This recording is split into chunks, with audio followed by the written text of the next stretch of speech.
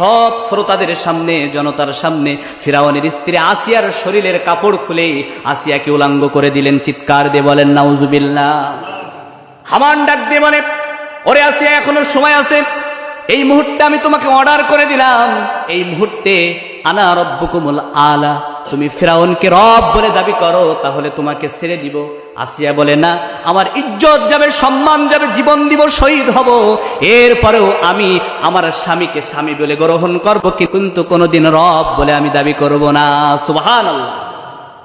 আসিয়াকে শোয়াই দিলেন, তক্তার উপরে ফেলে ডান হাতে ব্রেক দিয়ে দিলেন, বাম হাতে ব্রেক মেরে দিলেন।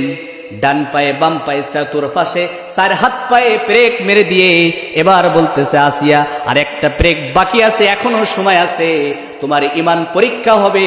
ওরে আসিয়া, এই মুহূর্তে তুমি তোমার স্বামীকে তুমি রব বলে দাবি করো, রব বলে দাবি করলেই পরে আমি তোমাকে মুক্তি করে দিব, ছেড়ে দিব।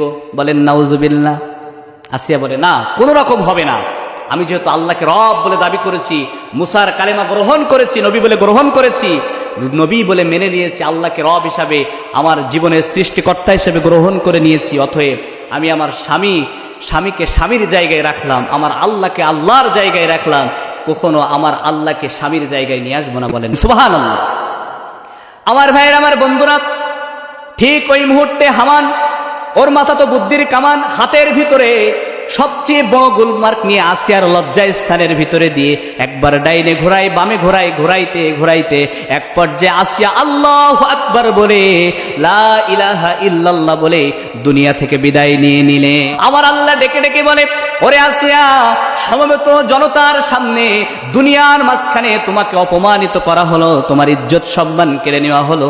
ওরে আসিয়া, টেনশনের কোনো কারণ নাই, কঠিন কিয়ামতের দিন সবাই যখন ওয়াইদাল কুবুর বুসিরাত, কবর থেকে পিপ্পার শাড়ির মতো উলাঙ্গ আর উলাঙ্গিনী হয়ে যখন উঠে সামনের দিকে কিয়ামতের ময়দানের অধীর অপেক্ষায় যখন দৌড়াবে, সবার পরনে যেদিন কাপড় থাকবে না রে আসিয়া, ওই দিন তোমার পরনে আমি আল্লাহ জান্নাতের কাপড় দিয়ে দিব।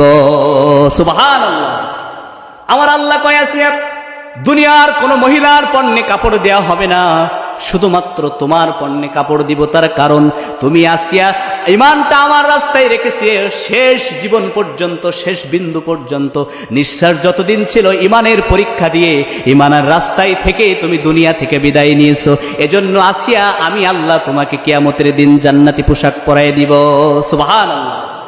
এজন্য আমরা দোয়া করব, আল্লাহ তুমি আমাকে ঈমানের রাস্তায় মৃত্যু দাও, কোরআনের রাস্তায় মৃত্যু দাও, দ্বীনের রাস্তায় মৃত্যু দাও। এমন দোয়া করার দরকার আছে না নাই?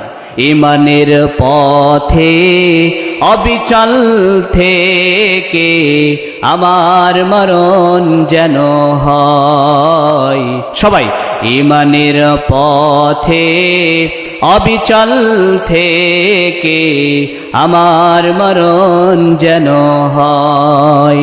তোমার কাছে মিনতি আমার, তোমার কাছে মিনতি আমার, মহামহিম দয়াময়।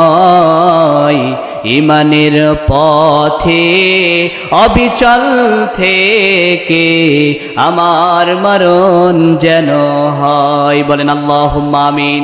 আমার ভাইয়ের, আমার বন্ধুরা, আসিয়া দুনিয়া থেকে বিদায় নিয়ে চলে গেল একমাত্র কার ষড়যন্ত্রতে? বলেন ফিরাউনের বুদ্ধিদাতা হামানের ষড়যন্ত্র।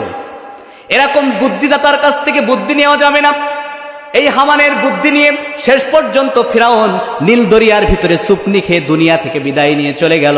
তাহলে ওই ফিরাউনের বুদ্ধিদাতা হামানের বুদ্ধির সঙ্গে এ যুগের বুদ্ধিদাতাদের বুদ্ধি যদি মিল থাকে, তাহলে এই বুদ্ধিদাতাদের কাছ থেকে বুদ্ধি নেওয়া যাবে? বলেন, বুদ্ধি কখনো নেওয়া যাবে না। বুদ্ধি নিতে হবে এমন ব্যক্তিদের কাছ থেকে যে সমস্ত ব্যক্তিদের মাথায় এই কোরআন আছে, যাদের মাথায় কোরআন আছে, একমাত্র তাদের থেকে আমরা বুদ্ধি নেব। বলেন ইনশাআল্লাহ।